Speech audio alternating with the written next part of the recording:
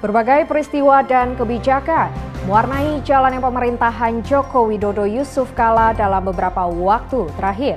Mulai Presiden Joko Widodo yang menyebut aksi 2 Desember adalah doa bersama, hingga Wakil Presiden Yusuf Kala yang berharap harga minyak stabil. Untuk itu, Warta Istana kembali hadir mewartakan berbagai hal tersebut. Bersama saya Drusela Benala, Warta Istana kali ini akan menyajikan warta. Di antaranya, Wakil Presiden berharap harga minyak stabil. Presiden menyebut aksi 2 Desember bukanlah demonstrasi, tapi doa bersama. Presiden menyebut konsep waralaba cocok untuk Indonesia. Kita mulai Warta Istana dari Jakarta.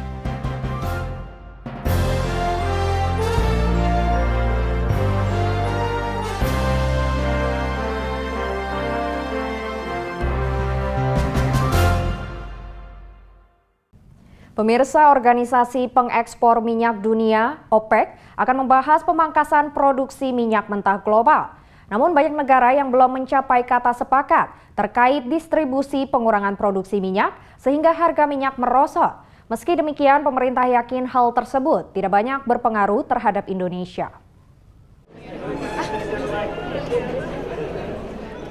Wakil Presiden Yusuf Kala berharap pertemuan oleh Organisasi Negara-Negara Pengekspor Minyak atau OPEC yang digelar di Wina, Austria dapat menstimulus kembali naiknya harga jual minyak dunia.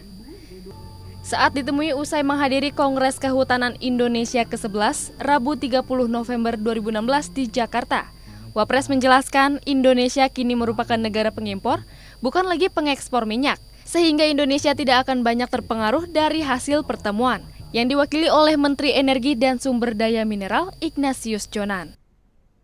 Kan ada batas pengurangannya. Kita sebenarnya bukan lagi pengekspor, kita pengimpor. Jadi tidak ada pengaruhnya ke Indonesia. Pengaruhnya adalah harga mudah-mudahan naik. Jadi produksi bisa lebih baik lagi. Dari segi konsumen, ya tentu kita tidak ada pengaruh karena kita tidak pengekspor lagi. Sebelumnya, pertemuan negara-negara anggota OPEC akan menandatangani kesepakatan untuk mengurangi produksi minyaknya sebagaimana diamanatkan dari hasil pertemuan sebelumnya di Aljazair, meskipun tidak semua negara menyetujui rencana tersebut. Adapun OPEC akan membahas pemangkasan produksi minyak mentah global antara 4 hingga 4,5%. Tujuannya untuk mencapai target produksi di angka 32,5 juta barel per hari, sementara produksi OPEC diperkirakan mencapai 33,64 juta barel per hari. Dari Jakarta, Cynthia Gesino, Adimas Raditya, Kantor Berita Antara mewartakan. Presiden Joko Widodo terus berupaya mengajak para pengusaha untuk menanamkan modal dan menjalankan usahanya di Indonesia. Dia pun memastikan bahwa pemerintah akan meneruskan reformasi untuk membuat iklim berinvestasi di Indonesia semakin ramah dan mudah dalam menjalankan usaha. Presiden Joko Widodo terus berupaya mengajak para pengusaha untuk menanamkan modal dan menjalankan usahanya di Indonesia. Presiden mengakui jika menjalankan usaha bukanlah sesuatu yang mudah, karena akan menghadapi banyak hambatan dan rintangan. Walaupun demikian, Presiden menjamin akan memberikan kemudahan dalam proses perolehan izin usaha di Indonesia. Pernyataan itu disampaikan Presiden Joko Widodo di hadapan para pengusaha yang menghadiri The 16th Annual Forbes Global CEO Conference tahun 2016 di Jakarta Selasa malam. And I hope that many more of you will do soon. Doing business in Indonesia can have its challenges, but I'm here to assure you,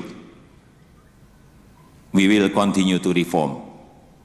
We will continue to make our investment climate more and more business friendly.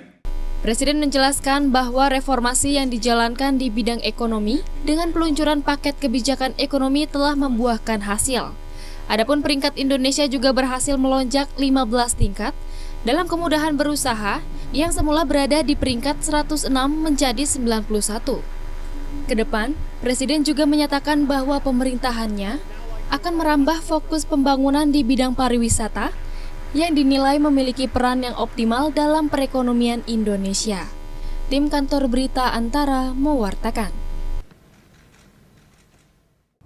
Pemirsa, capaian amnesti pajak pada tahap pertama dinilai cukup berhasil, sehingga dilanjutkan pada tahap kedua yang akan berakhir pada 31 Desember 2016. Menurut Presiden Joko Widodo, hal itu dilakukan mengingat potensi peserta amnesti pajak masih besar.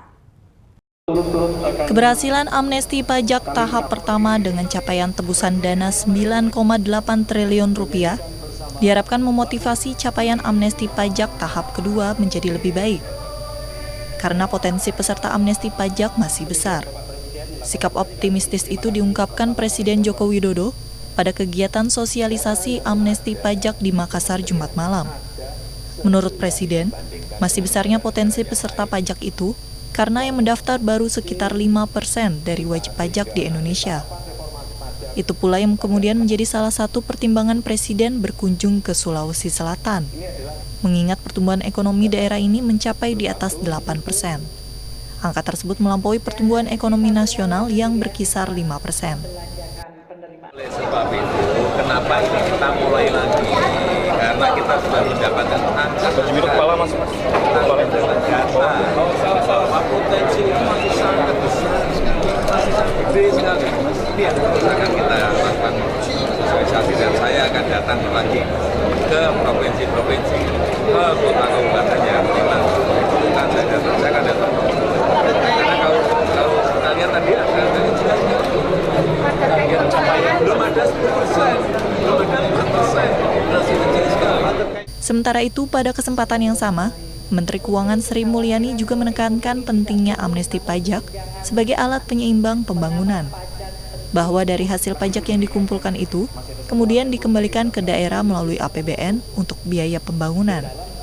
Kehadiran Presiden Joko Widodo dan sejumlah menteri di Makassar juga dijadwalkan meresmikan pelabuhan Untia untuk mendukung sektor perikanan dan kelautan di kawasan timur Indonesia.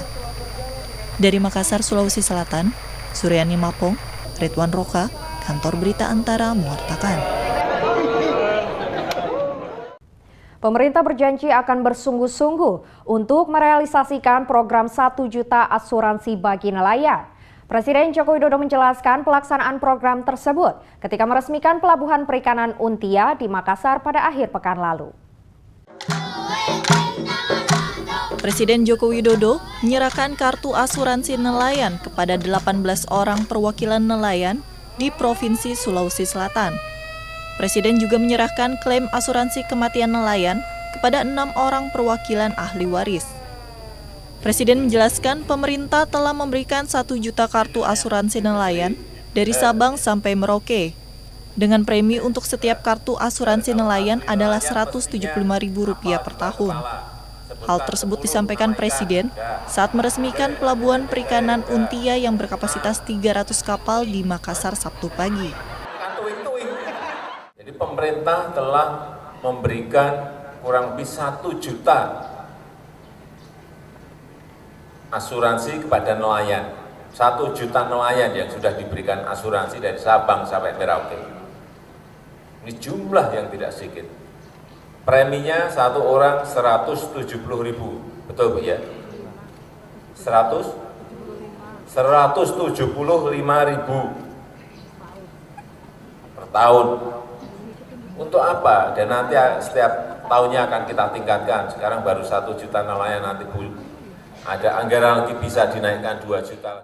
Presiden mengatakan tidak seorang pun yang ingin mengalami kecelakaan dan asuransi merupakan bentuk perlindungan dari kemungkinan tersebut. Presiden menegaskan, pemerintah melalui Kementerian Kelautan dan Perikanan menanggung sepenuhnya biaya asuransi nelayan. Tim Kantor Berita Antara mewartakan. Usai jeda berikut, Warta Istana masih akan kembali dengan warta tentang Presiden yang menegaskan bahwa aksi 2 Desember bukanlah unjuk rasa, tapi doa bersama. Tetaplah bersama kami.